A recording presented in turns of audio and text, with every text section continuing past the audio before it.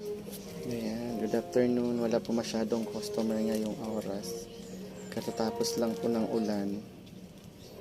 Kaya po magre-repack tayo ng ground pepper.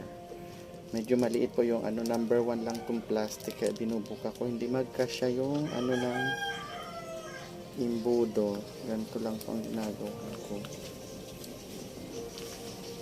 Ayan, medyo matagal po kasi nga medyo maliit yung plastic. So, shoot po natin ng ganito. Yung isang kutsara po na ganito is 5 pesos. Dahil ground po, mahirap po mahulog dito sa plastic. Kailangan, tinutok-tok po ng ganito. Ayan.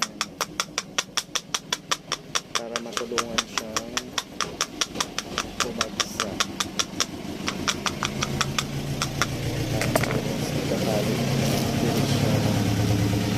Ito po ay 5 pesos isang ganito. Habang wala po masyadong customer, ito ang aking pinagkakabalahan. Hindi na po ako bumibili dun sa mga naglalako kasi mas malaki po ang tubo kapag tayo na ang magre-repack. Ganyan lang po ang aking ginagawa, guys. May mga na-repack na po ako. Yung crack at saka yung hole, ito yung natira lang dun sa nung nakarang araw. 1 kilo po kasi yung binili ko. Kaya hindi ko natapos, medyo marami po. Tapos ito nga po ang problema sa plastic, medyo maliit. Kapag yung number 1 and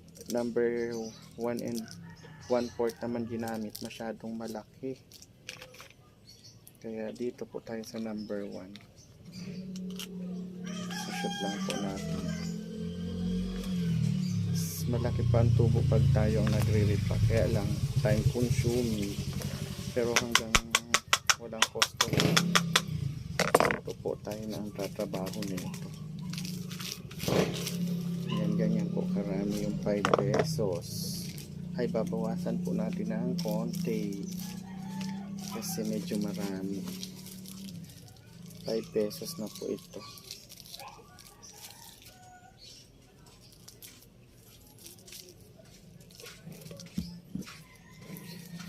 Ayan. Hindi ko po alam kung ilan matatapos. Pag medyo nagka-customer na, stop po muna tayo ng production kasi kailangan nating intindihin ating mga customer.